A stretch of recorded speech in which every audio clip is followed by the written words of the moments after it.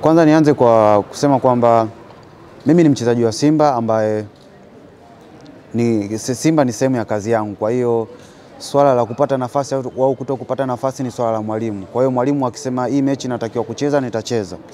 Na swali la pili ulilouliza, wachezaji wenzangu ni watu muhimu sana kwangu, kwa sababu wao ni watu ambao nakuwa nao mazoezi muda mwingi na ni watu ambao wananijenga. Hasa ukizingatia kama nilivyosema kwenye mechi iliyopita ya Coast, mtu kama Shomari Kapombe ni mtu muhimu sana ambaye amekuwa anatusaidia vijana, sio mimi peke yangu.